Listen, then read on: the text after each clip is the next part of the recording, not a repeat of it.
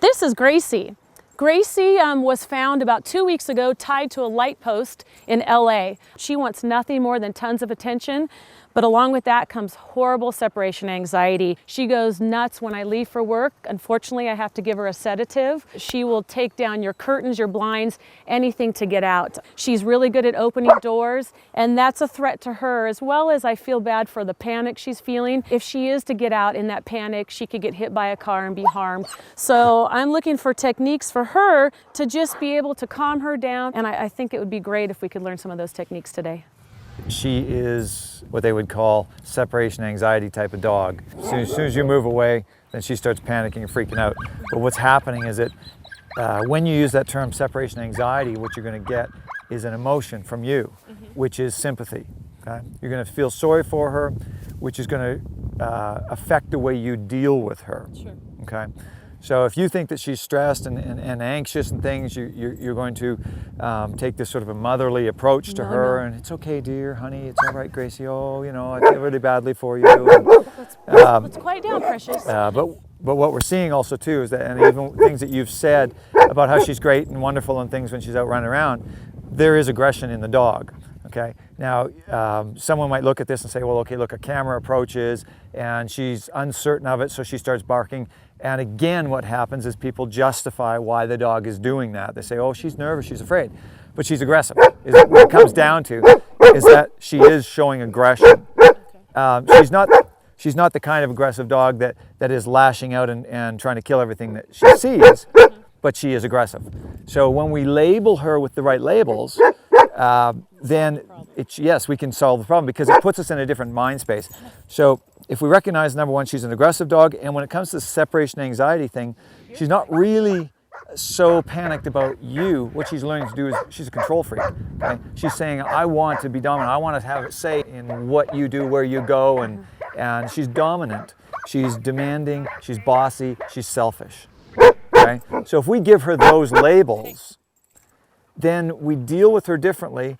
And so any issues that she may have had, and this typically happens when people bring rescue dogs home, right, is that they label them with that label as well, rescue dog, and the dog will live with that label for the rest of his life. Sure. So that also again affects because you're worried about the past. Dogs don't care about the past. They care about today and the next moment and what's coming up ahead. If you take this dog and you say, okay, you know, we got a lot of dogs around here.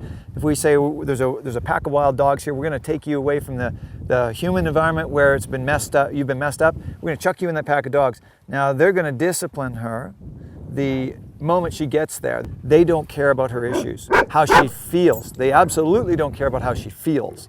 They care about if she's respecting them. Okay? So what we need to do is take that same mentality and recognize that once she fits into a pack of dogs, then she can build a good relationship with those dogs. But there's always that initial establishment of who's in control. Sure. Humans bring the dog in and try to be nice to it. Okay? So what we need to do with her is give her some rules right now, and we're going to draw out of her some of the stuff that's in there, some of the dominant, the stubborn, you know, the bossy, the aggressive. We're going to pull that to the surface.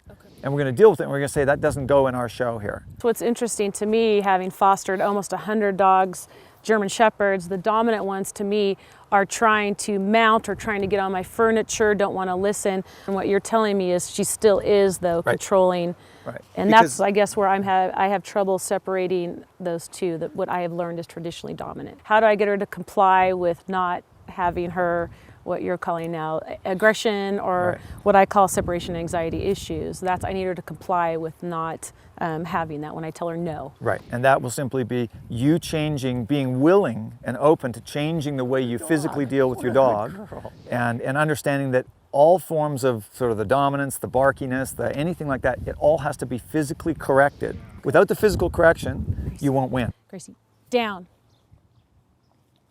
A dog who just barks and never backs up, what they say, is soon disrespected. Good girl. Nope.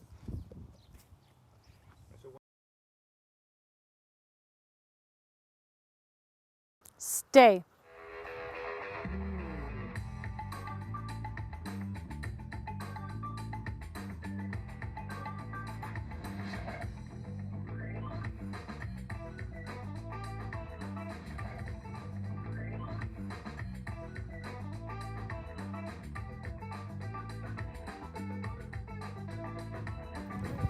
Good girl.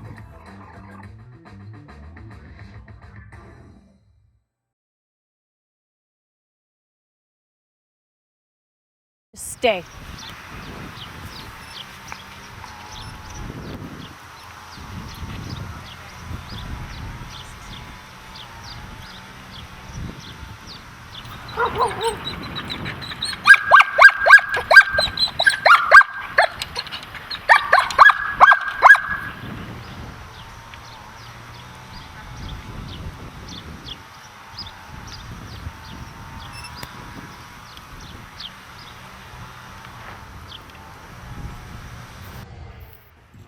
Good girl, Gracie. Good girl, Gracie. She goes nuts when I leave for work. Unfortunately, I have to give her a sedative.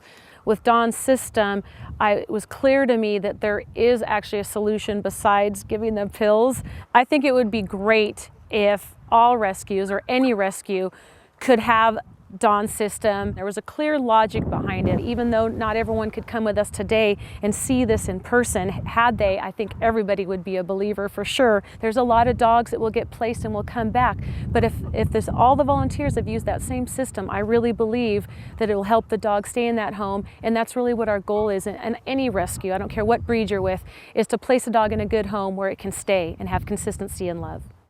I recommend personally, from my experience today, that everybody should get Dawn's system, absolutely.